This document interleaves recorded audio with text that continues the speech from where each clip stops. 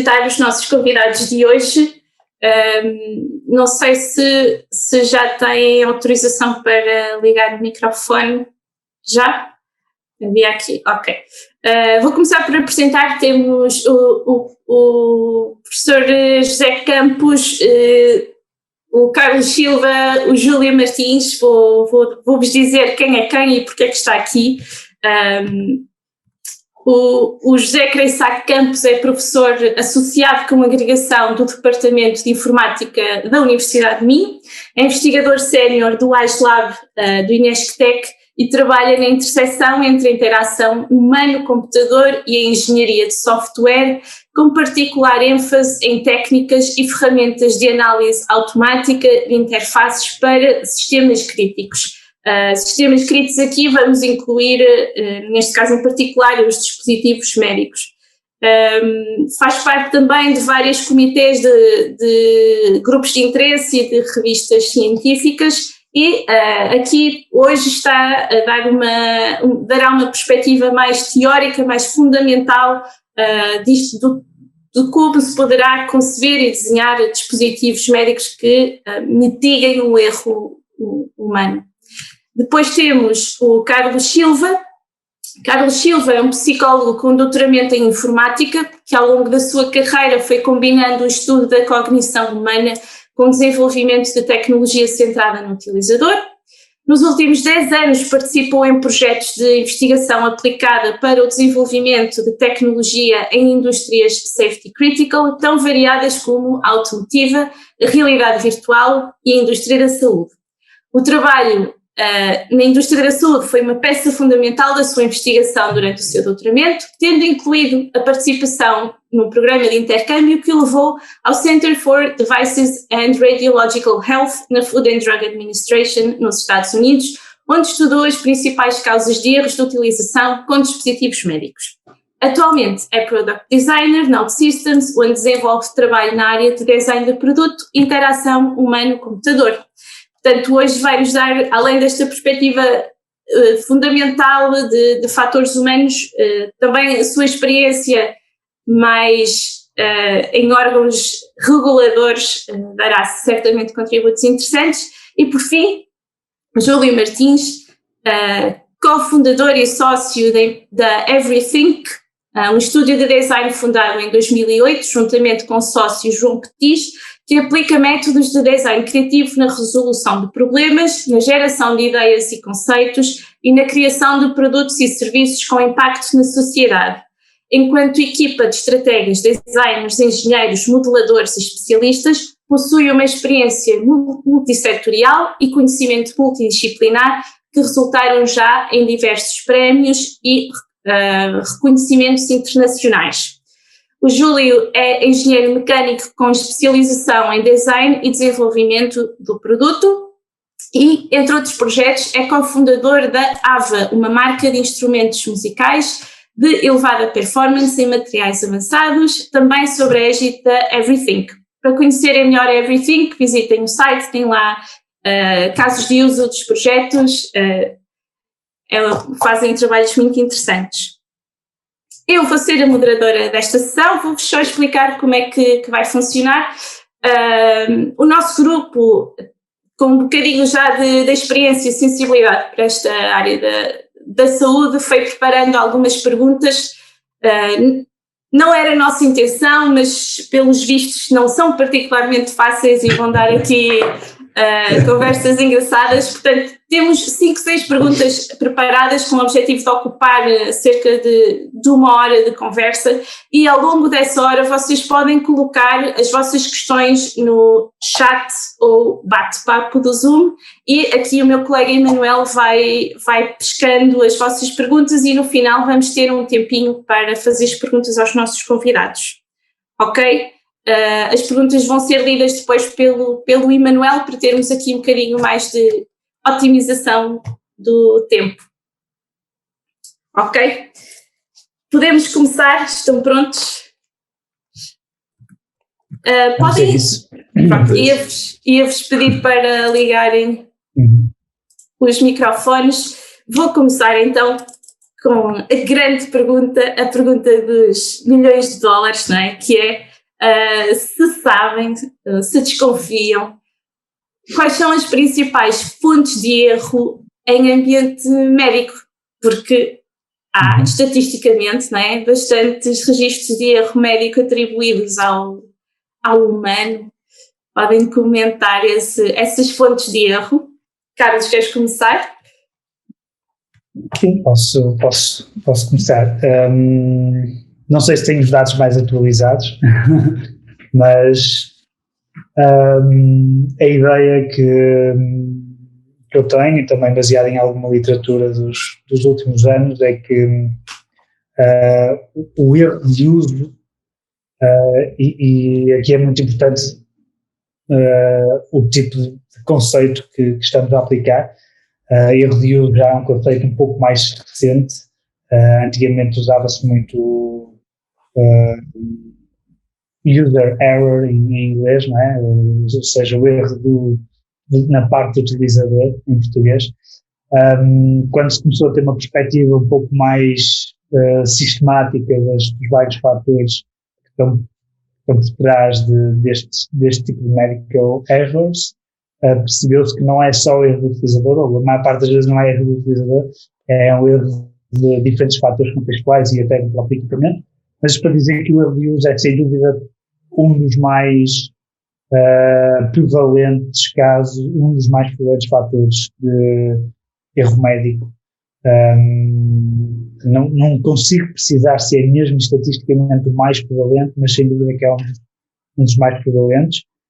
Ele próprio é dividido, ou deve ser dividido em diferentes subcategorias, sendo que nessa divisão das subcategorias a mais importante acaba por ter falhas também uma das mais importantes acaba por ter falhas no design da lógica de interação com o equipamento. O design da HMI, se quiserem, Human Machine Interaction Design, normalmente ocorre quando há do lado da implementação ou do design alguma brecha que ficou aberta, ou alguma pequena falha que ficou aberta, ou porque o software não seguiu as boas práticas, ou porque há ali alguma prática de usabilidade que não foi cumprida, e isso deixou a porta aberta para uma oportunidade em que, dado o contexto correto, a utilização com aquele dispositivo resulta num erro. Portanto, não quero estar a dizer que factualmente esta é a causa mais grave, mas queria deixar esta ideia de que os erros de uso são um dos fatores mais prevalentes no medical errors, e dentro desses, falhas no design do interface são também a categoria das mais frequentes. Sim, falaste em erros tanto de implementação como de design. Temos aqui uns representantes tanto de um lado como do outro. Não sei se querem complementar, por exemplo, da parte de implementação, o que é que se sabe que causa o erro, ou o que é que se faz atualmente para contornar o erro? Pois, isso na verdade vai-se ligar acho que o Carlos já deu uma resposta bastante completa, né? Só acrescentava uma coisa, que estamos a falar do erro no contexto da interação com tecnologia, né? Neste caso. E acho que um problema que eu acho que se vai sentir, cada vez se vai sentir mais, é até esta noção da interface. O que é a interface? Porque ainda por causa até disto estava a verificar algumas notificações de recall de dispositivos, e havia por exemplo, que estava a ser recolhido porque havia um problema na fase de calibração se o doente se mexesse.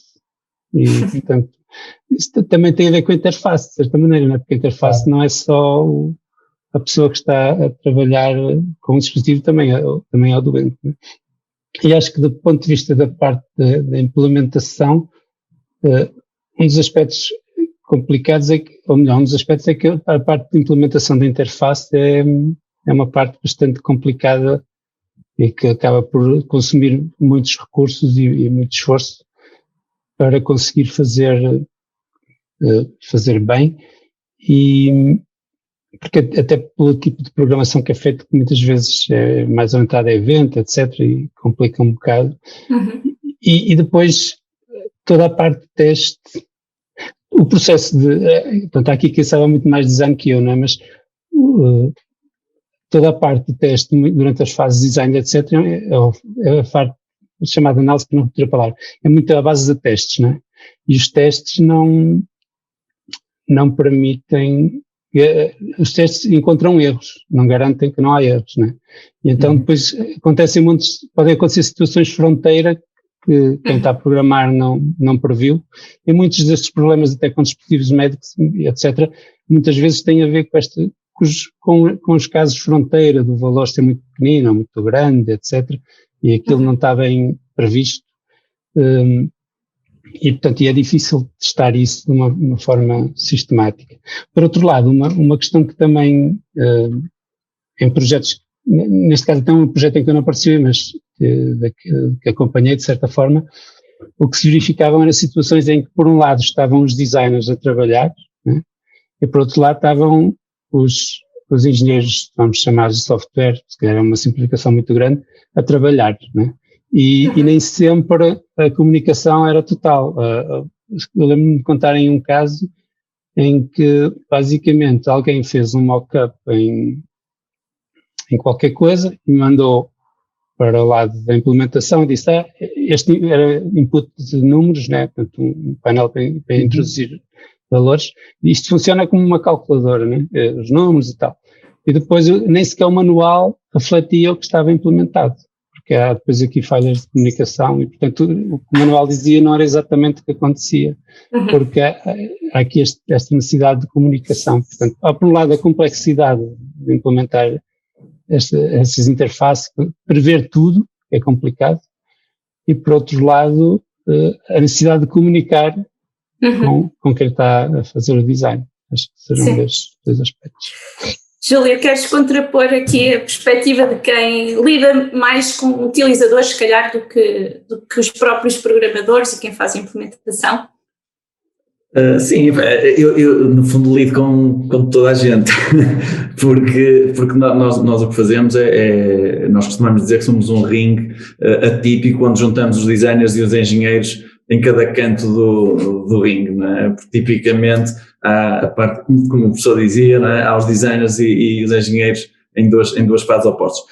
Tipicamente, nós não fazemos assim, e tipicamente cada vez menos é assim, e felizmente que é assim, porque há sensibilidade para que todas as realidades, todos os conhecimentos são importantes. Quer dizer, a psicologia é obviamente importante quando se tem a interação com pessoas, o software tem o seu papel, a mecânica tem o seu, o design tem o seu. Pronto, aí acho que primeiro a importância é percebermos no desenvolvimento, isto se calhar fugindo aqui um bocadinho à pergunta, mas no desenvolvimento, e para diluir o erro, toda a gente é importante, e eu costumo usar a senhora Lourdes, que vai ao supermercado todos os dias. Ela é uma das principais designers que nós precisamos para desenvolver um dispositivo, porque é a pessoa que o vai usar. No fundo, ela tem que estar confortável a usar esse, seja lá o dispositivo que for, o equipamento. Todos somos importantes e os utilizadores são muito importantes. Quanto ao erro, quando eu li esta questão do erro, eu fiquei na dúvida, porque em tempos acompanhei um mestrado que era sobre também o erro, e eu defendi naquele momento que seria erro ou seria uma oportunidade de melhoria. Depende do que nós estamos a falar. Uma coisa é algo que correu mal e que teve um impacto negativo que não era que não é aceitável para os padrões em que estamos neste momento. E isso eu considero que é um erro. Outra coisa é quando um software não está desenhado ainda na configuração ideal para otimizar um processo. São coisas diferentes. Podemos ver que, do ponto de vista de quem o desenvolve, ou quem avalia o desenvolvimento de uma interface, que está errado, mas daí até dizer que há um erro, não. Agora, esse desenho, essa formatação, essa configuração, pode provocar erros. Agora, o que é que provoca este erro? Já falaram das duas coisas que eu acho mais importantes. O desenho da interação e a complexidade do contexto. E o contexto hospitalar é muito complexo, porque são, desde logo, os pacientes que podem estar em diagnóstico, e pode ser um erro diagnóstico, pode ser um erro de tratamento, pode ser um erro cirúrgico, um equipamento qualquer que tem, pode ser um erro no internamento, no acompanhamento da medicação, onde é que essa medicação está. E quando estamos a falar de interação e de interface, podemos estar a falar de software ou de um quadro branco onde escrevemos as coisas. Por isso, só para o paciente temos vários tipos. Depois, eu tenho aqui algumas coisas anotadas. Os serviços, quer dizer, erros de infecções hospitalares, erros na marcação de consultas. O que é o erro? O erro da marcação de consultas, vai toda a gente à mesma hora. Ouviu-se falar agora, não é, das marcações de toda a gente à mesma hora para tomar a vacina. Quer dizer, é um erro. Deslocações desnecessárias a hospitais, o médico não está, etc. Depois, colaboradores. Temos médicos, enfermeiros. Eu só estou a dar esta questão por causa para perceber as pessoas são mais importantes disto. São médicos, são enfermeiros, são farmacêuticos, serviços auxiliares, o condutor da ambulância. Tudo isto são pessoas que interagem com o sistema de saúde com diferentes sensibilidades e que muitas vezes utilizam alguns equipamentos, não em simultâneo, mas o mesmo equipamento. Um operador de ambulância, num momento de urgência, pode operar o mesmo equipamento que um médico ou que um enfermeiro na enfermaria. Quer dizer, é muito desafiante, por isso esta complexidade e adaptar os produtos para esta complexidade é essencial. Depois, outra coisa é definirmos bem a necessidade e a disponibilidade da informação e da comunicação que fazemos. Pronto, como é que tu escolhes a informação que dás a um médico em cada um destes contextos?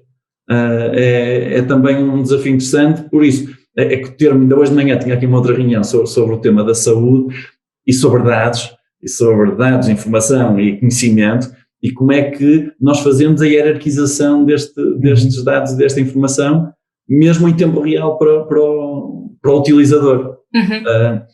Porque depois, o CI, não é? A unidade de cuidados intensivos é apitos em todo lado, eventualmente só porque a pessoa ficou sem oxigênio, mas não ficou sem oxigênio, foi só, saltou-lhe o oxímetro, não é? Sim. E hierarquizar isto é um desafio. Pronto, vocês estão a fazer uma excelente descrição do ambiente hospitalar, que é tramado por sistema, não é? É muito exigente, muita carga mental em toda a gente, às vezes muito desconfortável para os próprios pacientes. Falaram também em casos extremos, mas só trazendo-nos um bocadinho para a realidade, muito recentemente os nossos hospitais estavam num caso para lá do extremo, uma situação impensável, não é? Por causa das pressões colocadas pela pandemia do Covid-19. Que vocês acham que esta pandemia trouxe ao de cima algum problema acrescido com a interação com dispositivos médicos? E, enfim, nós estamos sempre aqui a falar sobre saúde, remetemos logo a dispositivos médicos, mas também podemos estar a falar de serviços, não é? Do próprio hospital enquanto serviço, o design de todos os processos inerentes ao hospital. Acham que a pandemia trouxe ao de cima necessidades de atender a estas questões de design de máquinas e de serviços? Quem queres que responda? Pode ser o Carlos, pronto, depois saltamos. Para mudarmos a ordem. Não sei se... Ok, sim, eu queria só, antes de responder a essa pergunta, acrescentar que foi referido, nós fomos referindo aqui duas características muito importantes desta problemática, que é o contexto muito difícil e que às vezes caótico dos hospitais, e portanto estamos a falar de equipamento que é usado num contexto de uso muito difícil, e onde os operadores já estão sob algum stress e às vezes sob alguma carga mental elevada. Havia aqui outro contexto que referiste, Ana, que eu agora me esqueci, mas o meu ponto era referir um terceiro contexto que eu acho que é muito importante, que é o uso destes equipamentos em ambiente ambulatório, portanto, utilizadores que vão estar na sua casa, portanto, até podemos estar num ambiente mais seguro e calmo do mundo, mas aí os desafios são ligeiramente diferentes. Temos um utilizador que está a interagir com uma máquina que é potencialmente life-threatening, não é? Se alguma coisa correr mal. Portanto, são sempre dispositivos onde o erro nunca deve acontecer, porque se acontecer tem sempre potencialidade para resultar em algo bastante crítico para a pessoa que o está a utilizar. Mas como isto é disseminado por um ambiente não hospitalar e por qualquer utilizador que tem necessidade de utilizar, temos, por exemplo, uma bomba de insulina, por exemplo, ou numa bomba de infusão portátil, temos que ter cuidado de desenhar as coisas para o tal utilizador que pode ter um perfil totalmente diferente do perfil de um profissional médico e tem que saber interagir com aquelas funcionalidades todas e mais que isso, interagir sem erro, porque todos nós temos a oportunidade para errar na interação com o nosso telemóvel, não vai causar grande problema, mas com uma bomba de infusão já não é bem assim. Em relação ao Covid, eu acho que foi sem dúvida um spotlight, não é? Uma luz que se pôs sobre o processo e o equipamento médico. Eu lembro que, se calhar, os primeiros meses de Covid, aquilo que mais ouvimos falar foi no caso do desenvolvimento do CEA, dos ventiladores de CEA, e eu acho que foi um caso excelente para mostrar a complexidade que é o design de um dispositivo médico com cuidados de certificação e com qualidade para uso em ambiente hospitalar. Muita gente ficou só a perceber aí que o desenvolvimento de uma tecnologia para a área da saúde, e nomeadamente uma tecnologia tão importante como um ventilador, é uma coisa que demora anos, tem um processo de certificação muito longo, e ter tido a capacidade de fazer algo em poucos meses, nem que tenha sido um dispositivo pré-aprovado ou ainda sem a certificação total, foi um feito tecnológico que eu acho que acabou por não ter a relevância que teve, porque depois a comunicação social também meteu outras questões ao barulho e não foi sensível à complexidade natural que é desenvolver um equipamento desta natureza, porque é naturalmente algo que demora anos a desenvolver. E, portanto, eu acho que abriu a porta para a complexidade do processo de certificação, por um lado. Por outro lado, também foi interessante ver que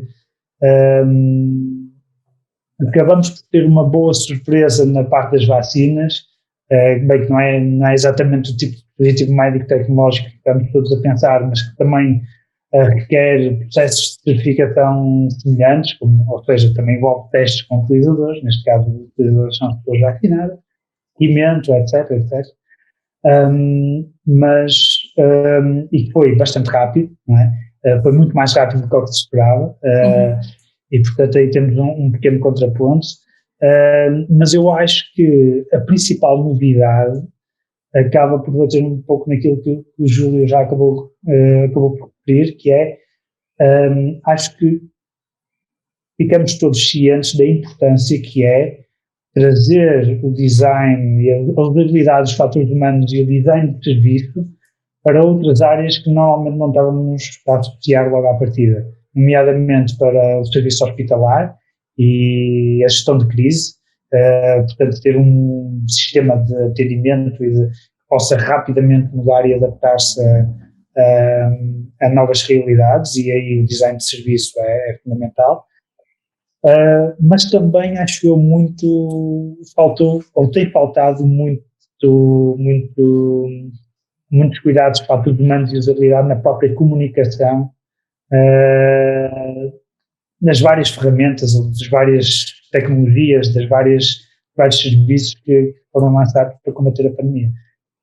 Desde a confusão na mensagem de texto que vai para as pessoas para marcarem o seu lugar na vacinação, até à primeira versão da matriz de risco, até N exemplos que foram surgindo ao longo do tempo. Nós olhamos para eles e pensamos, isto teria sido bom ter um profissional para ter os humanos de usabilidade de design envolvido desde o início. Portanto, acho que isso foi muito interessante e nos próximos anos acho que há aqui uma janela de oportunidade também para os profissionais.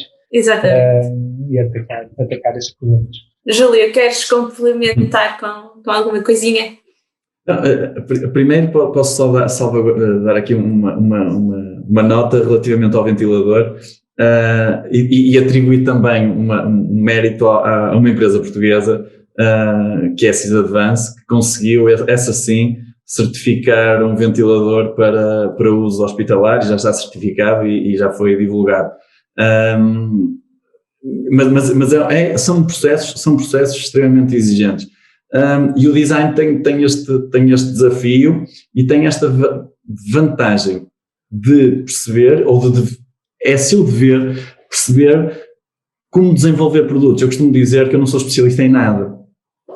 E é assim que eu me promovo aos meus clientes e não é positivo. Mas eu digo, olha, eu não sou especialista em nada. Eu tento ser especialista, ou a minha empresa é especialista em processos de desenvolvimento de produto, de serviços. Eu não quero saber qual é o produto ou qual é o serviço. Eu quero saber como é que eu vou desenvolver. E isso, há determinados parâmetros, determinados processos que são usados e que nós usamos e que devem ser seguidos para rapidamente ou o mais rapidamente possível desenvolver algo. Mas quanto à questão do Covid, eu adiciono aqui uma questão que o Carlos também já falou, que é a questão do design de serviços e mesmo o design de modelos de negócio.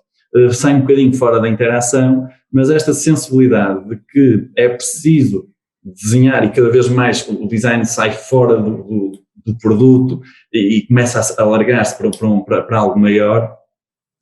Toda esta estrutura de unidades de saúde, hospitais, onde é que se faz o rastreio, onde é que se faz as vacinas, quer dizer, todo este conceito, todo este modelo tem que ser redesenhado,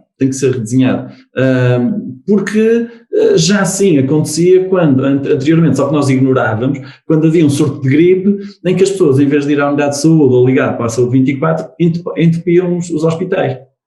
Logo aí já era sintomático que o processo de design da saúde em Portugal não estava corretamente desenhado. Pronto.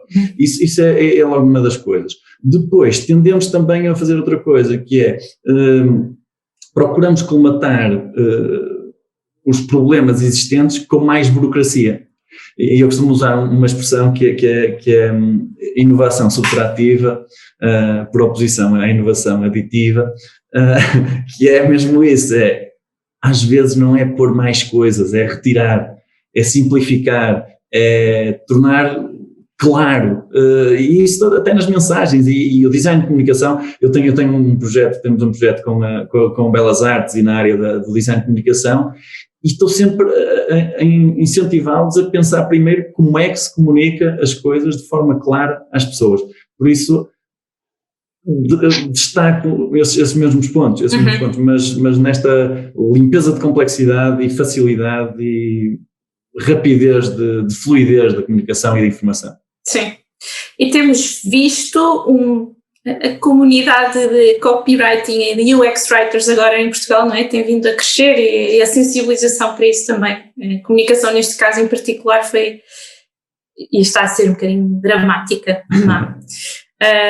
Creisac, não sei se quer dizer alguma coisa. Eu quando vi a pergunta estava a pensar na aplicação Stay Covid, foi que me veio até porque pronto, foi desenvolvida também em parte do Centro de Investigação em que eu estou, e acho que é um bom exemplo disso, né? Porque acho que os meus colegas não vão zangar-se nisso, eu sei que na verdade falhou, né? Não está a ter o papel que se pretendia, e eu acho que parte disso tem a ver exatamente com este design de processo, etc., porque a forma como foi posta no terreno e a forma como se definiu quem é que ia gerar códigos, etc., tudo isso foi feito de uma maneira que tornou aquilo um bocado difícil, né? Os médicos já estão cheios de trabalho, ainda tinham que estar a fazer mais coisas, depois não conseguiam, não tinham tido a formação para fazer. Portanto, toda essa parte de como é que uma coisa foi desenvolver a aplicação, mas outra é depois pôr aquilo a funcionar no sistema, né? E conceber como é que se vai fazer o deploy, como é que aquilo se vai integrar nos processos, etc. E acho que isso foi, e estava a pensar também neste exemplo até dos hospitais e das consultas, sempre me fez muita confusão que marcam-nos uma consulta para 1 hora no hospital, nós vamos para lá e esperamos horas, quer dizer, não faz sentido, se marcaram 1 hora, aquilo tem que ser feito de maneira a que eles sabem mais ou menos qual é o throughput, etc. Devia ser possível prever isto. Né? Mas, por outro lado, também essa aplicação veio trazer levantar uma questão interessante e que eu acho que tem a ver com este abrir dos horizontes e dos problemas, que é que tem a ver até com a segurança, que é como é que depois a aplicação se conjugava com questões mais a nível da sociedade de segurança de dados e privacidades, etc. Que há tempos, isto aconteceu em vários países, né? E estava um alemão a dizer-me que a aplicação deles, no fundo será semelhante à nossa, que era excelente a proteger os dados das pessoas, só era pena que não fosse excelente a proteger as pessoas, porque de tanto proteger os dados das pessoas não protegia as pessoas, não estava a funcionar tão bem como podia, né? E eu também senti um bocado isso e depois uma questão, mesmo essa questão da comunicação, porque depois diziam-se coisas sobre a aplicação, que fazia isto, fazia aquilo, que tecnicamente era impossível ela fazer sequer, não é? Mas continuavam-se a ter ali. Portanto, esta questão destes receios e de como é que a tecnologia interage com a sociedade, e depois podemos levar outras coisas, que é como é que os Facebooks e os Twitters e etc. andam a influenciar a maneira como nós vivemos em sociedade, etc. Mas mesmo aqui viu-se, temos que também pensar nessa interação, esse nível mais de qual é o impacto na sociedade como um todo, que a tecnologia, na parte da informática começas a pensar muito nisto, né? Que impacto é que nós estamos a ter e qual é a nossa responsabilidade no meio disto tudo, né? Não é só por coisas cá fora. Olha, é um bom mote para a minha pergunta seguinte, muito a respeito, a pergunta que eu vou fazer é qual é o vosso método de design preferido, que é uma pergunta aparentemente simples, mas eu sei que a vossa resposta vai ser depende, não é? À boa maneira. Mas a respeito das consequências da tecnologia na sociedade, começa-se muito a falar chama-se, não sei em português, mas consequence scanning, tentar prever tudo o que pode correr mal com a tecnologia, uma espécie de análise de risco, mas um bocadinho mais cultural e societal, não é? Começam a surgir métodos muito interessantes e eu queria saber se tem algum método de eleição, algum preferido, para este contexto ou não, só curiosidade. Podemos começar pelo Kreisek. Sim, eu não sou mais na parte depois de, se calhar, de conceber as implementações, né? Mas, e neste caso o meu foco é um bocado estreito, de certa maneira, pode ser uma maneira, pode ser um bocado negativo, mas no sentido em que eu me interesso muito pela questão de como é que eu posso analisar a segurança dos dispositivos, etc., e partindo também um bocado deste princípio que as técnicas tradicionais de user centered design, digamos assim, de teste com utilizadores ou de inspeção, etc., não me permitem ter a certeza que eu deteto aqueles corner cases todos que eu estava a falar, não é? Portanto, a área em que eu investigo, digamos assim, é como é que eu consigo arranjar formas de fazer análise automática de interação. Isto parte muito por construir primeiro modelos, quer dos dispositivos, quer até da interação propriamente dita e no limite de um bocado como é que a interface é interpretada pelas pessoas, e tentar prever ou analisar todas as possibilidades de uso para encontrar os tais erros de uso, né? É um bocado à volta disso, é um nicho no sentido de que é para analisar aspectos muito específicos, né? Porque eu também, ao construir modelos, restringo bastante o âmbito da análise que estou a fazer, né? O modelo já se começa a focar num certo tipo de propriedades. Apesar de tudo, já fomos capazes de contribuir, por exemplo, para a certificação de um dispositivo médico, ao analisar, digamos, o controlo os algoritmos de controle do dispositivo, no caso era uma máquina de diálise, né? No fundo depois gera-se uma conversa com quem está a desenvolver e quem está a fazer até o design para ir apontando situações potencialmente perigosas e já pensaram nesta situação, o modelo diz-me que isto pode acontecer, etc. Portanto, o que eu vejo é aqui uma sinergia entre vários tipos de técnicas, e esta técnica mais formal, mais de análise baseada em modelos, também tem um papel a esse nível. Sim, bastante poderosa. Carlos, queres dar a tua opinião? Estás em mute. Estava em mute, desculpa lá. Sim, a pergunta é um pouco ingrata, porque lá está, tu acabaste de responder a ela, né? Porque depende bastante. Tu perguntas qual é o favorito. Portanto, não queria comprometer aqui com nenhuma coisa, mas eu acho que há metodologias de design que são necessariamente diferentes para indústrias diferentes. E se calhar a melhor forma de responder é dar aqui 2 exemplos das duas com as quais eu fui contactando, um pouco mais perto, fazendo aqui realçando as especificidades de cada uma delas. Vamos a falar, por exemplo, de um processo de design numa indústria mais tecnológica, das imensas que existem em Portugal, que põem cá fora um output digital qualquer, por exemplo, como a minha, onde atualmente trabalho, na OutSystems. Estamos a falar de processos de design que começam também sempre com uma investigação de um problema qualquer que se quer resolver, ou de uma necessidade do utilizador. Passa-se por uma fase de prototipagem, de revisão interna, de alguns testes de habilidade já com protótipos funcionais para termos uma ideia se as primeiras propostas estão a resultar ou não, e depois passa-se por um rollout quase, não diria imediato, mas muito rápido. Neste processo de design é feito um rollout, porque estas empresas de tecnologia têm a capacidade de fazer atualizações constantes ao produto e então há um processo de rollout relativamente cedo, quando comparado com as outras indústrias, que é também para medir o impacto no terreno, junto dos utilizadores reais. Então, a partir desse rollout, também há uma fase de monitorização de como é que a tecnologia está a ser recebida pelos utilizadores, e se está a resultar ou não, e se há muitos erros, e rapidamente, num ciclo muito rápido de design, resolvemos potenciais problemas ou afinamos o design. Isto não pode ser feito, ou não deve ser feito, com dispositivos médicos, pronto, este é o segundo design process que eu, se calhar até aquilo que eu mais gosto. Acho que é o mais fiel à doutrina de fatores humanos. E que é, por exemplo, o design process que vem num dos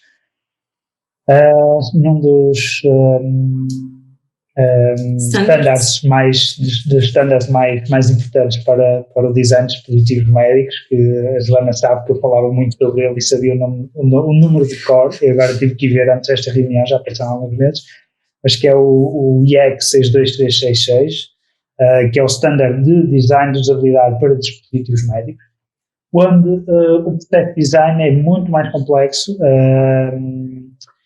Começa por fazer um pouco aquilo que o tipo de investigação que o professor Kazak estava a referir, de identificar logo à partida quais são os potenciais para risco ou erro de utilização, fazer risk analysis muito completas em cada uma dessas tasks que podem resultar em erro, testar às vezes com cada uma dessas tarefas individualmente, fazer vários ciclos, várias iterações, e só pôr cá fora quando tivermos a certeza que a coisa é segura o suficiente para não termos obrigados a recolher o dispositivo médico passado alguns meses. Portanto, são duas filosofias de design totalmente diferentes, mas que se adaptam às indústrias. Claro. Portanto, aquilo que eu digo é, quando em dúvida, quando não sabemos se o nosso produto deve ir por uma filosofia ou por outra. Aquilo que eu tento fazer é, para quem está a desenhar o produto, pensar um erro de utilização com aquele produto causa apenas um incómodo ou uma disrupção à experiência de utilização, ou pode causar efetivamente um acidente e uma consequência grave. Porque se causar um acidente ou uma consequência grave, eu diria para ir para metodologias de design mais próximas daquelas que são standard nos medical devices. Boa.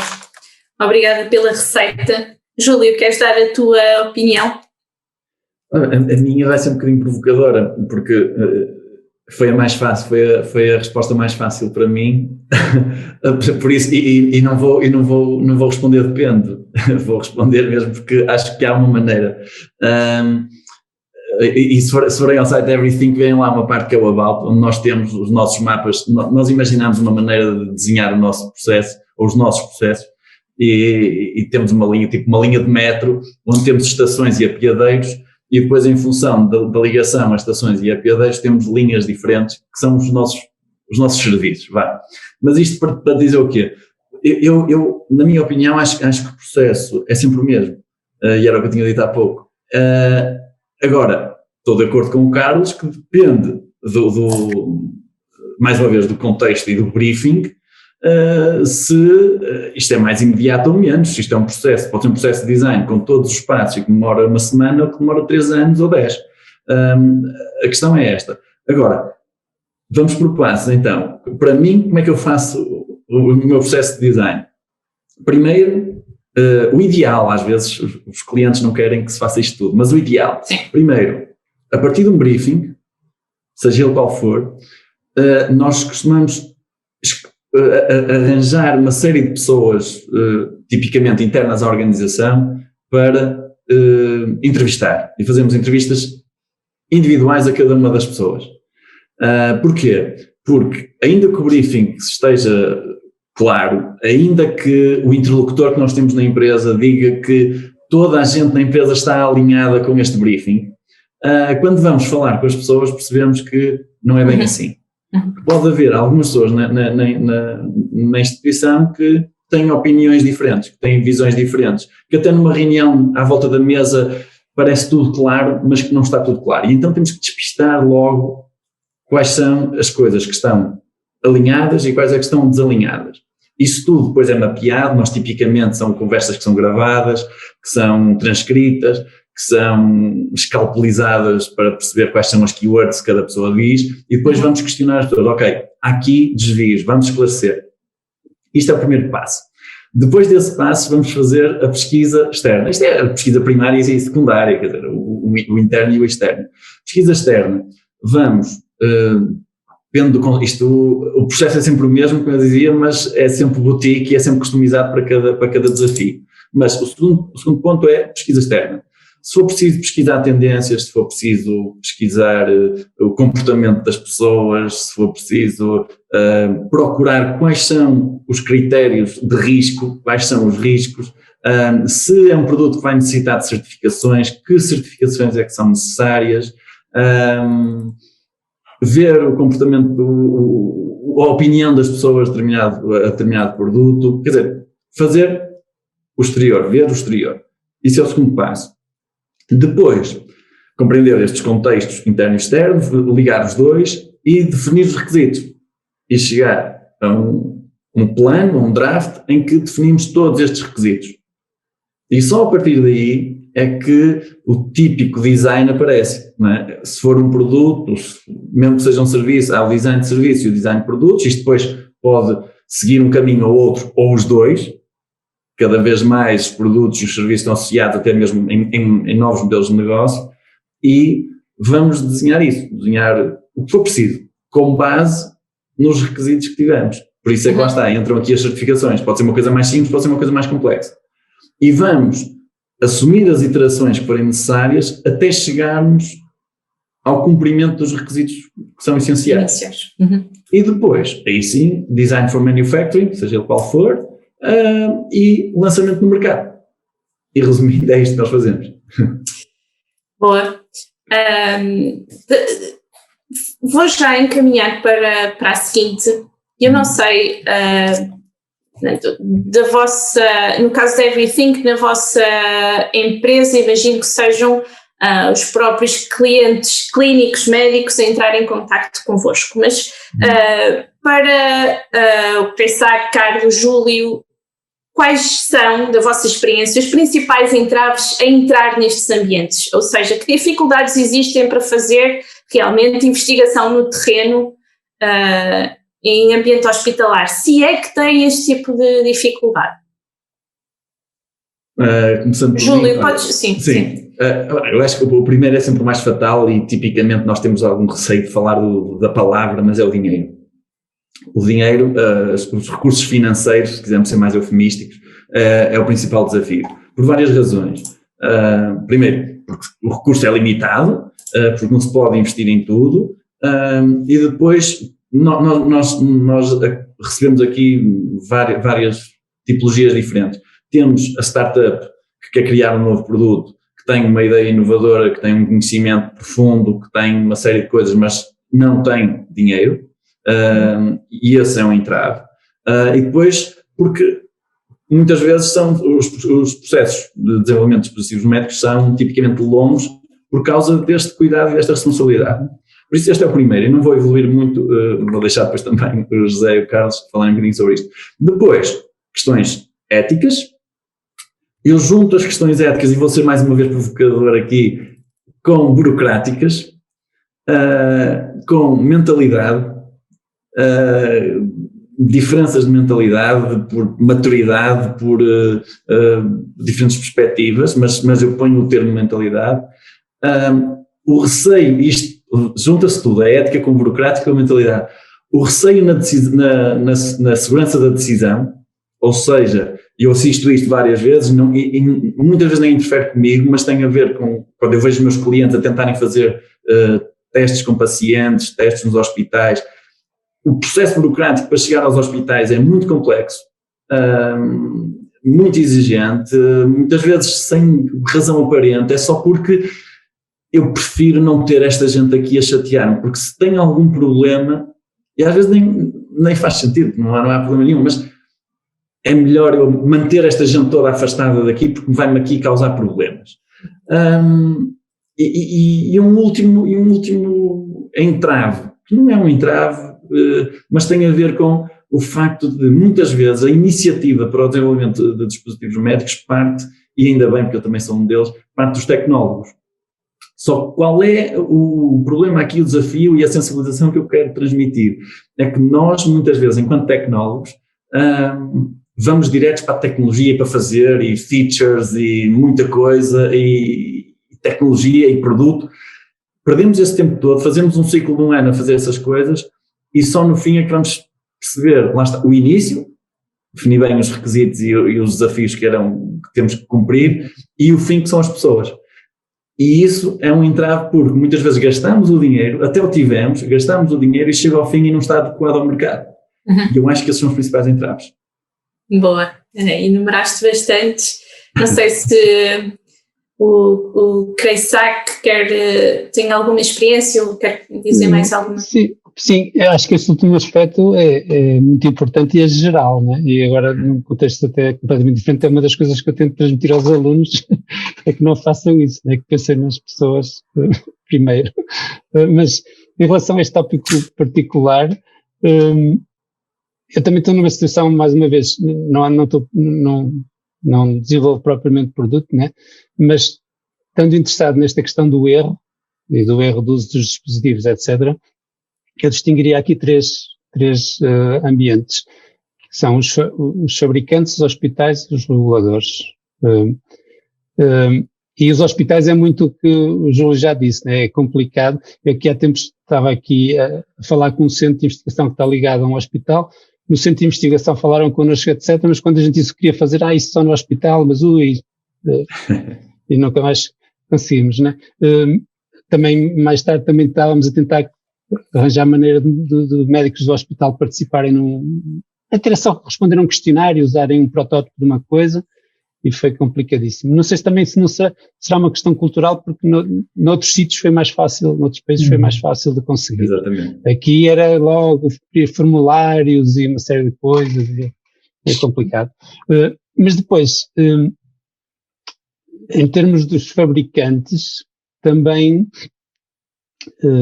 é complicado, porque os fabricantes até podem estar interessados nisto de técnicas para diminuírem a possibilidade de produzir produtos com problemas, etc. Mas, por outro lado, não se querem ver associados à ideia do erro. Não é? E nós, uma altura em que ele até está aqui na assistência, o Paulo, que ele teve cá a trabalhar uns anos, e a certa altura tínhamos um contacto, foi até o fabricante que contactou, mas quando a gente disse, participar aqui num projeto, eles aí retraíram-se logo, porque se o nome aparecer num projeto sobre erros médicos e etc., podia dar uma imagem errada, né? Portanto, e por outro lado,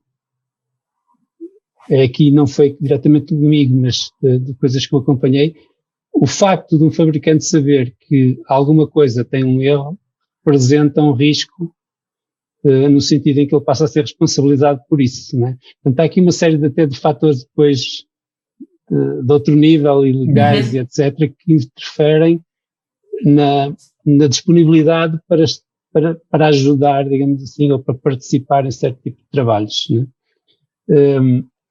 Portanto, no fundo, o que de certa forma resta, ou é a solução eventualmente mais fácil, é tentar falar com reguladores, né?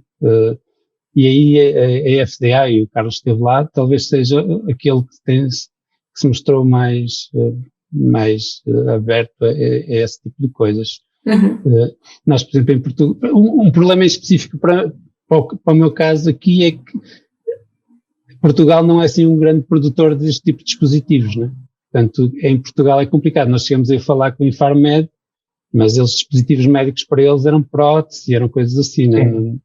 Não tinham propriamente não tínhamos muito com conversar a este nível, né? Mas acho que os principais problemas são estes três níveis, e talvez os reguladores sejam aqueles que estão mais motivados para estes assuntos, não? Carlos, queres dar a perspectiva do regulador aqui nesta conversa? É assim, também eu acho que não sou... Fiz uma pequena parte do meu doutoramento lá, tive a oportunidade de estar na FDA, não sou todo um conhecedor a fundo do processo, no entanto, deu para perceber perfeitamente qual é o ambiente de investigação que existe lá dentro e qual é a atitude, se quisermos, neste caso da FDA e do regulador, que eu achei ser uma atitude, como o professor referiu, bastante aberta, no sentido de estar disponível para receber quem tem a intenção de desenvolver algo e explicar e informar sobre as melhores práticas e colaborar durante o processo na medida do possível, dizendo logo, ok, isto está ok, isto não está ok, revejam isto. Portanto, pareceu-me ser um ambiente que às vezes nós achamos que é um castelo fechado, não é? É uma daquelas instituições que o nome é muito sonante e inspira algum medo até na parte dos fabricantes, mas que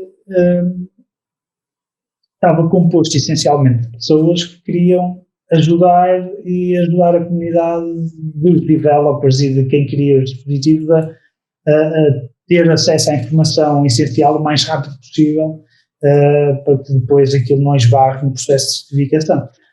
Agora, eu acho que, e para não alargar muito nesta questão, porque acho que foi tudo dito, o essencial foi tudo dito, queria deixar só nota de que é aqui um bocado, estamos a falar mais uma vez, de um ambiente muito, muito específico, porque é um ambiente que necessita constantemente de inovação e que as melhores mentes do design e da tecnologia trabalhem para melhorar, porque a saúde representa uma fatia muito, muito fundamental da nossa economia e pronto. Mas é um contexto onde a inovação é muito difícil, particularmente em Portugal, os 3 fatores que já foram adquiridos. Portanto, há um bocado este contrassenso que é, nós devíamos, há sentimento de que é muito importante, mas no fundo, no terreno, há uma realidade de dificuldade que é bastante patente. E destes 3 pontos, eu acho que, portanto, ponto de falta de dinheiro, que esse é se calhar, é transversal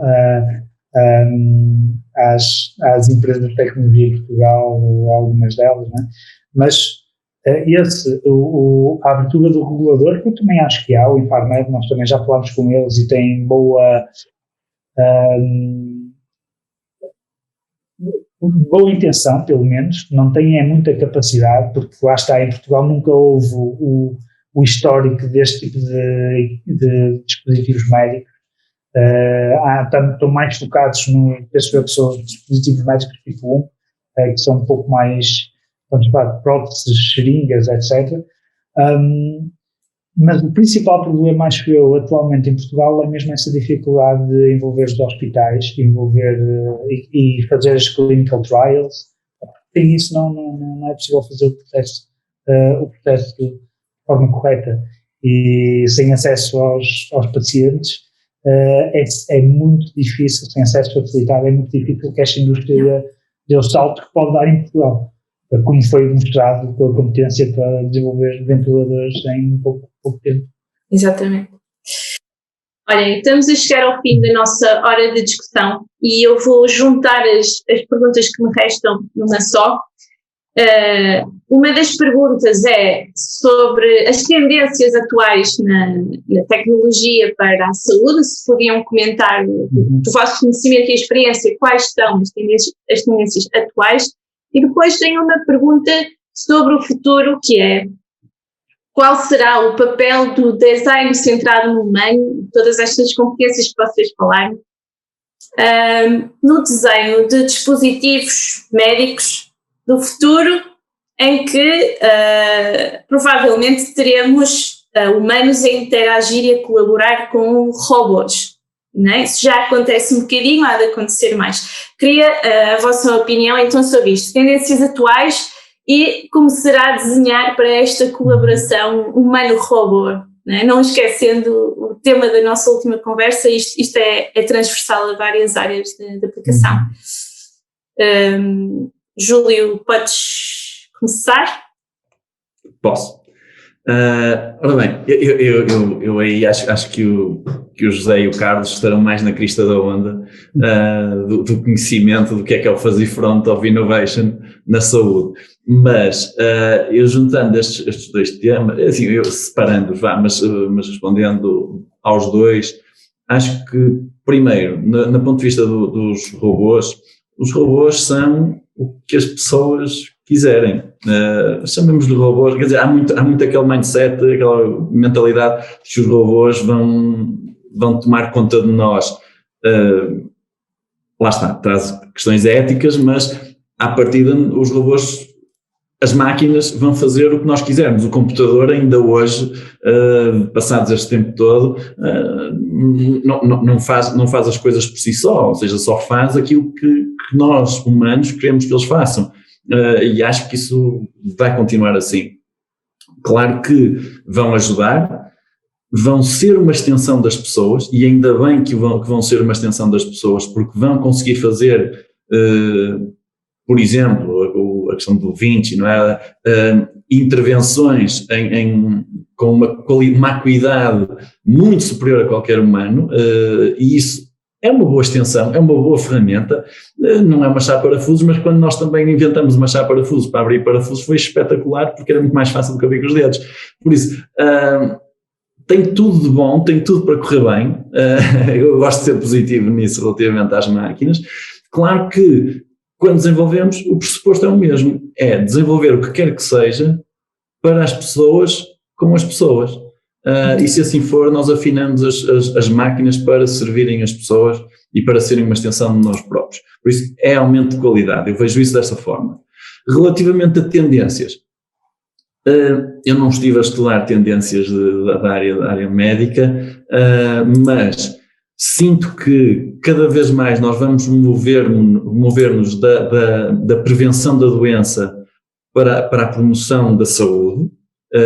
Claro que fatalmente vamos ter sempre as doenças e vamos ter que lidar com elas, mas muito do trabalho vai ser promover a saúde. Basta ver estas questões dos Fitbits e de contadores de passos e essas coisas todas. Nós já começamos a usar o gadget, a saúde como um gadget, e essa promoção é muito interessante e eu acho que vai evoluir. Por isso a medicina preventiva vai estar na ordem do dia. E depois, aqui um outro aspecto que é que não tem muito a ver, mas é uma tendência de interação, e eu acho que tem a ver, mas é diferente, não sei qual é o caminho mesmo, mas tem a ver com Value-Based Healthcare. Acho que é um termo que veio para ficar, tem a ver com quantificar e valorizar o impacto do serviço, de cada serviço de saúde no sucesso médico e medir em função disso e fazer benchmarking entre diferentes entidades. Traz aqui também questões legais, burocráticas, éticas, de perceber se este hospital é melhor que aquele, mas se me perguntas qual é a tendência, eu acho que é esta, e mesmo ao nível dos equipamentos isso vai acontecer, porque se perceber no contexto deste Value-Based Healthcare que determinado equipamento é melhor que outro, que tem maior grau de sucesso, que tem menos risco, que tem menos impactos negativos, isso vai ser premiado e as pessoas vão saber disso, e eu acho que isso é muito importante para o futuro. Vai ser um desafio para newcomers entrarem num negócio que já existe, porque a melhoria contínua vai bloquear se calhar novos, mas vai ser fatal, e eu acho que é uma das grandes tendências do futuro. Interessante. Creisac, quer complementar aqui esta parte? Sim, eu também estava a pensar nessa questão de promover a saúde e não só tratar a doença, né? Eu acho que isso é uma tendência clara, e todos os gadgets que já foram mencionados. E por outro lado, acho que também o que se está a assistir é um bocado a integração portanto, neste momento tem-se ali umas bombas de infusão, já começa, não sei se é só assim, mas temos dispositivos, mas eles são pensados um a um, né? E vai começar a haver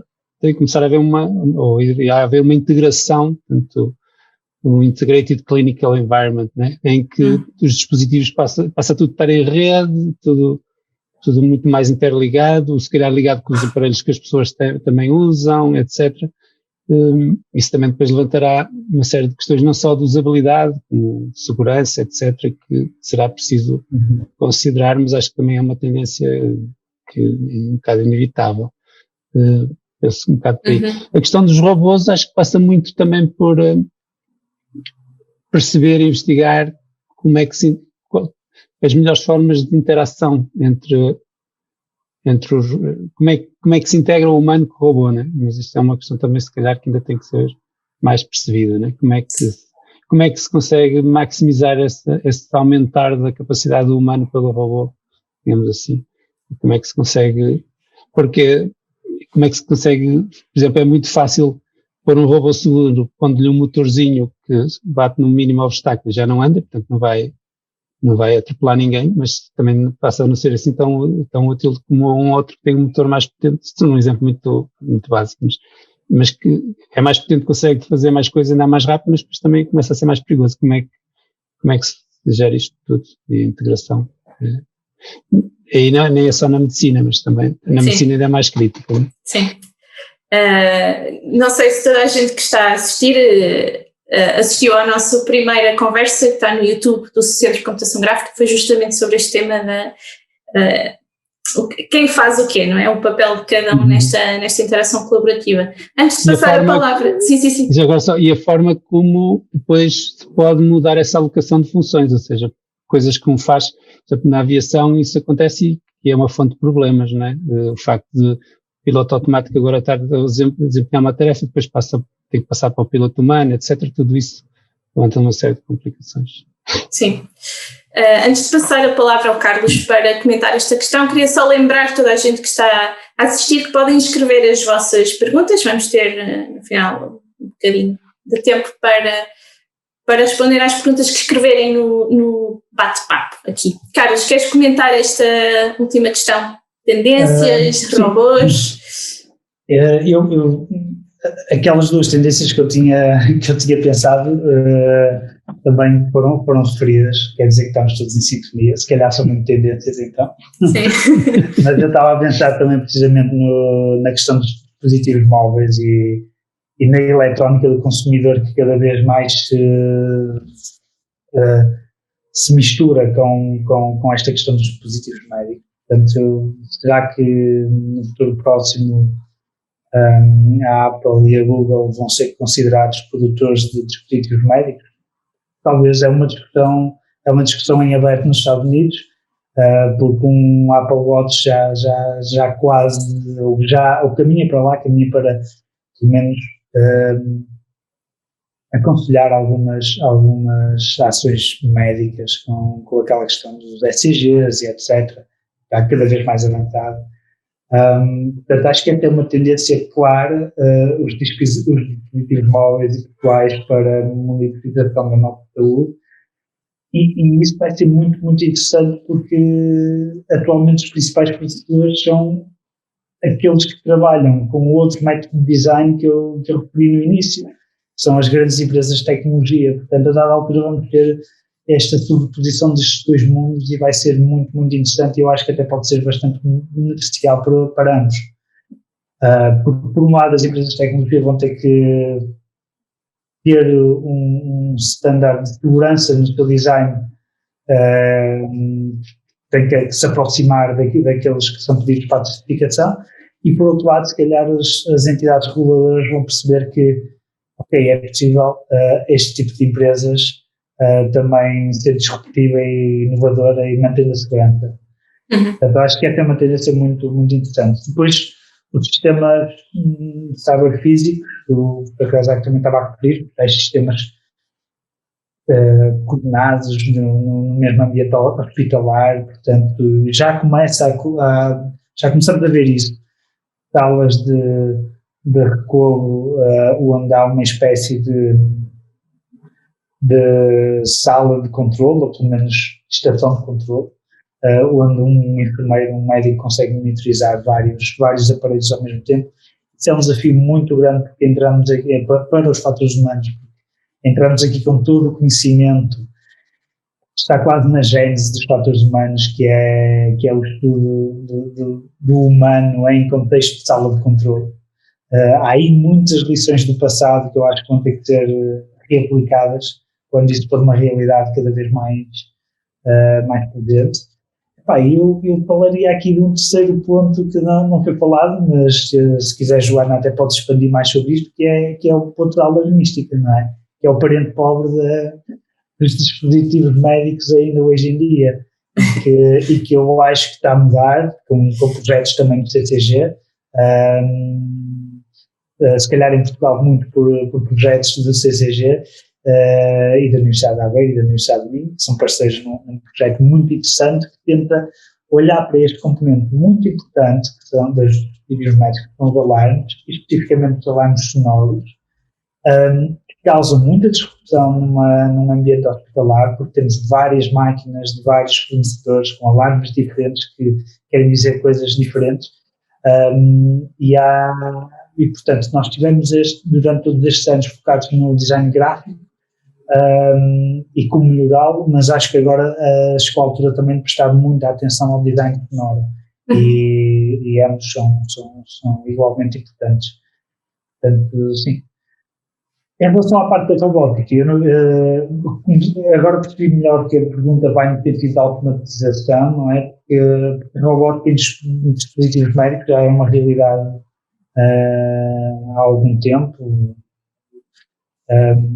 Lembro-me do Vinci, não é? Daquele computador super complexo para laparoscopias, que é um caso muito, muito interessante de uma interface de colaboração entre o cirurgião, neste caso, e um robô, ou braços robóticos.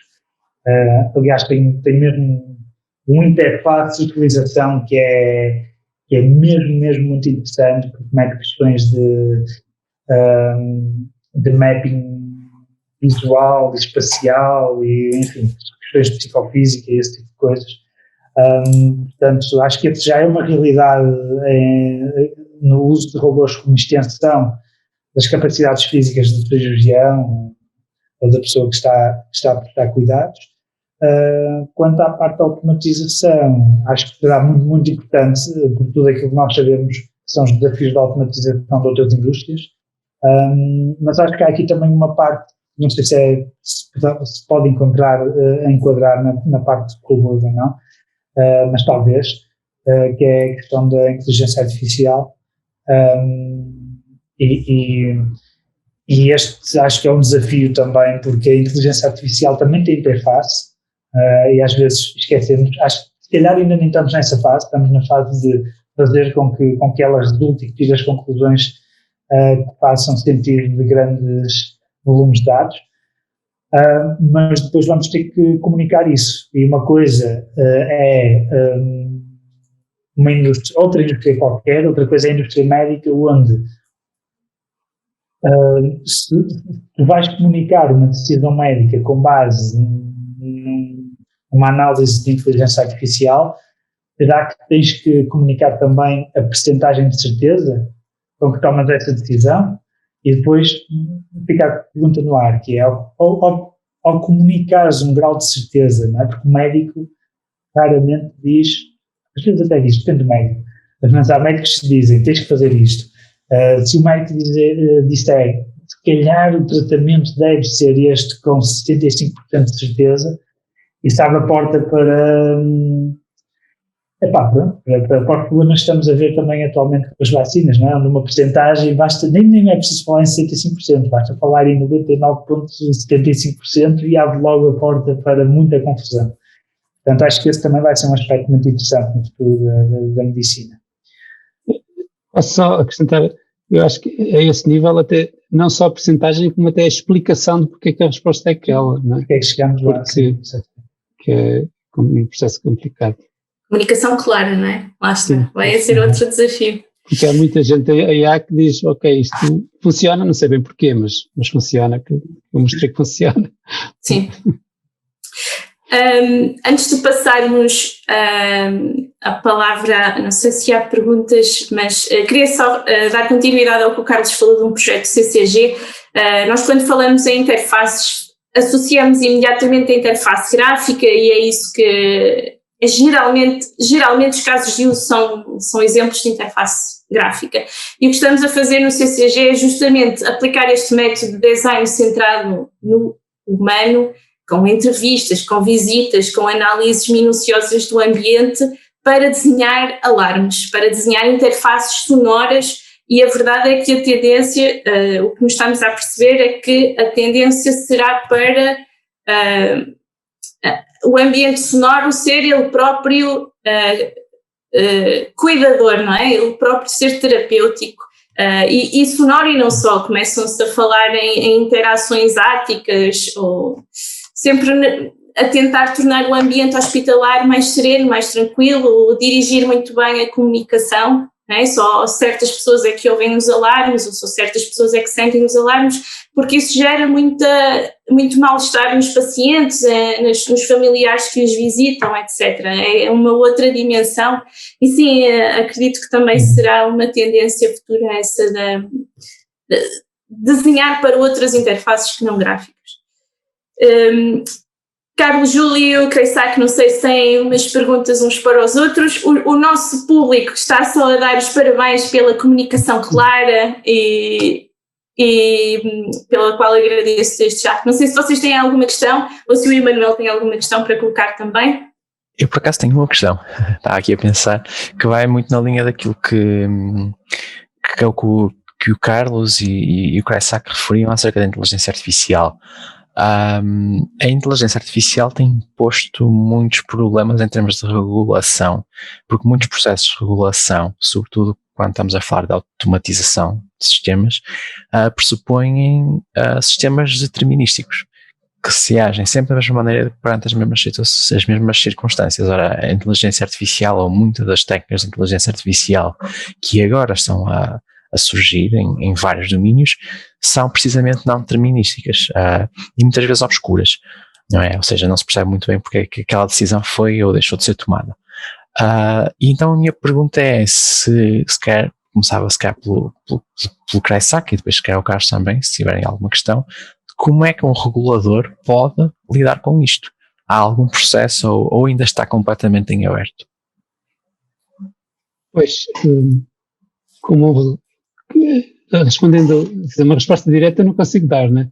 Não, como é que eles podem lidar? O que eu imagino é que aqui a parte da interface para o sistema será um fator preponderante, ou seja, se o sistema for capaz de explicar de uma forma inteligível, mas para o médico, porque é que a recomendação que está a fazer é aquela, o médico será capaz de avaliar ele próprio a qualidade da resposta, né? E aí poderá ser mais fácil aceitar o sistema, né? Ora, um sistema que não se percebe porque é que dá aquela resposta, né? Ser aceito no ambiente crítico parece-me mais complicado, até porque se tem vindo a descobrir, aparentemente, em vários tipos de sistemas destes, que eles depois têm bias, né? Que inicialmente, que só se percebem depois face aos resultados ao longo do tempo. Olha-se para o que o sistema está a fazer e vê-se, isto afinal parece estar aqui com um desvio que não se percebia que existia, né? Portanto, uma maneira que eu vejo de resolver esta questão é mesmo pela parte da explainability, né? O sistema ser capaz de explicar o que é que está a fazer de uma maneira que se perceba porque é que a resposta é aquela. Ora, isso não é a minha área, portanto, mas do que eu tenho acompanhado é um problema complicado, porque muitas vezes nem as pessoas que estão a trabalhar conseguem perceber que aquilo é feito muitas vezes por parametrização e por aproximação, mudando os parâmetros, experimentando para ver se o resultado de um certo dataset vai em encontro aos resultados conhecidos e esperados, etc. Portanto, é um problema interessante, digamos assim, para trabalhar, mas acho que é um desafio também para os reguladores. Sim, eu por acaso estava aqui a fazer uma pesquisa muito rápida, que também não tenho conhecimento da regulação em dispositivos deste género, mas pelo visto, uma pesquisa de 1 minuto, mas eu acho que há alguns standards, parece haver alguns standards para dispositivos que incluem software com técnicas de machine learning, e é esse o baseamento que eles utilizam. Portanto, deve haver aí algum princípio já de tentativa de standardização e harmonização e criação de regras para esses dispositivos. Acredito que haja, porque há dispositivos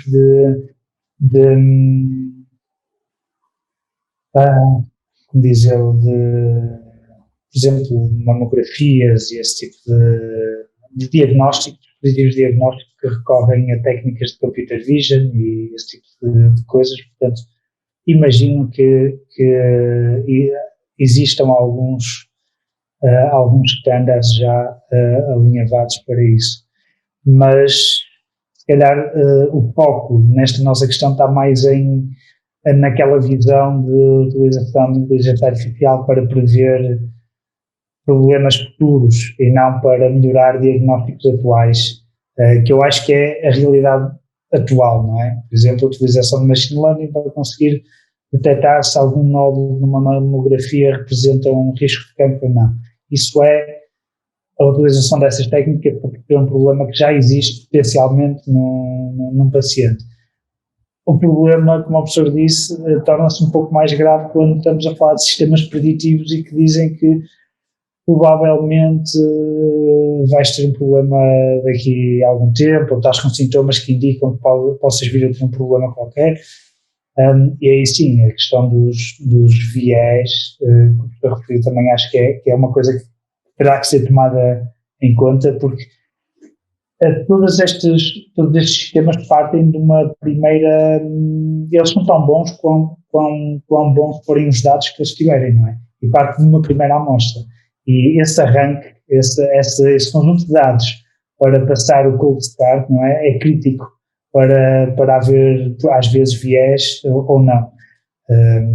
O caso mais simples é, em alguma dessa tecnologia, a principal amostra é toda baseada em populações caucasianas, até se calhar com balanço entre géneros, desbalanço entre géneros, e portanto depois os algoritmos acabam por estar tuning para detectar problemas com melhor precisão pelo tipo da população. E isso vai ter que ser tudo pensado e vamos ter que pôr coisas in place para tentar evitar que assim seja. Ok, obrigada a todos. Temos só uma última questão antes de irmos embora. Está a chegar a nossa hora. A Ana Faria colocou uma questão para todos os convidados. Se um gênio vos concedesse um desejo para melhorar o trabalho que tem sido feito nesta área, o que é que escolhiam? Esta é a pergunta mais difícil de todas. É, não é? É mesmo. Olha, eu acho que eu voltaria, no contexto de Portugal, não é? Eu voltaria, portanto, seria um gênio português. Então ainda dava para negociar mais umas coisinhas, se calhar. Se calhar sim. Mas eu iria para resolver precisamente aquele problema que referimos de acesso aos hospitais e à população clínica, não é? Porque realmente não se pode estar a dizer que o standard é desenvolver dispositivos médicos que foram testados, retestados e voltados a testar com a população-alvo e depois ter uma dificuldade enorme em chegar a essa população para precisamente fazer os testes. Portanto, eu acho que esse é um travo grande. Júlio, o teu desejo? Eu vou para uma coisa um bocadinho mais esotérica, mas tem a ver com... Eu criaria todo um novo modelo de Serviço Nacional de Saúde, com base, obviamente, que o que foi criado, ainda bem que foi criado, e mérito para quem o tem mantido, mas criava uma nova versão deste Serviço Nacional de Saúde para ser efetivamente nacional, para ser efetivamente democrático, para permitir que, e isto usando com base na tecnologia, lá está, promovendo um diagnóstico rápido, eficaz, para toda a gente, com a dinâmica do acesso aos serviços devidamente estruturada, para cada pessoa aceder ao que realmente precisa, e para depois ter o benefício desta reação rápida, para que depois pudéssemos começar a pensar na saúde e no bem-estar, em vez de estarmos a pensar na doença e na morte. Boa. Kaisak, desejos? Este é um desejo um bocado meta, se calhar menos ambicioso, mas eu acho que eu pedia-lhe que arranjasse forma de acabar com a burocracia toda que a gente tem que ultrapassar. E, no fundo, tocava nos vários aspectos. Se calhar não resolvia tudo, mas já era uma ajuda. Isto porque desde a investigação até os hospitais, enquanto sociedade, né? Porque acho que as competências, etc., nós temos, né? Às vezes estamos um bocado emperrados com certas complicações que temos que ultrapassar. É um fator humano daquele... Exato, e é um fator humano, é uma questão de interação. Mais chato. Olhem, gostei muito desta... Sim, desculpa, Joana, só uma pequena nota que é, já agora não queria deixar aqui, acho, não sei se ainda cá está connosco, a Ana-Lisa Costa Reis perguntava ao Júlio Martins se estão ligados à AICA, não consigo perceber muito bem. AICA, Empresa Mundial de Inovação e Criatividade. Não, olha, desconheço, admito, vou ter que saber mais sobre isto. Eu reconheço como empresas, há uma série de empresas mundiais muito interessantes em design e inovação e que eu recomendo que acompanhem.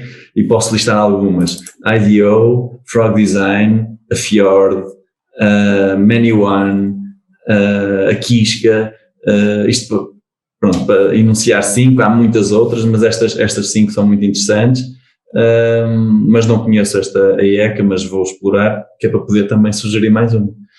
Obrigado, mas não estamos ligados. E assim fica tudo respondido. Está tudo, Emanuel. Está tudo. Pronto. Queria agradecer especialmente aos nossos convidados, Kresak, Carlos, Júlio, foi uma excelente conversa, espero que tenham gostado também. A nossa audiência vai largando aqui uns obrigados e uns parabéns pela iniciativa. O que nós costumamos fazer sempre no final de cada sessão destas é criar um pequeno textinho com as principais conclusões, além do vídeo, é isso que vamos fazer. De resto, agradecer uma vez mais, agradecer a quem esteve aqui a assistir e votos de um bom fim de semana e até à próxima. Isto é uma iniciativa regular e vemo-nos em breve. Parabéns pela iniciativa e obrigado pelo convite. Obrigada, Eduardo. Parabéns, obrigado. Vá. Bom fim de semana. Bom fim de semana. Tchau.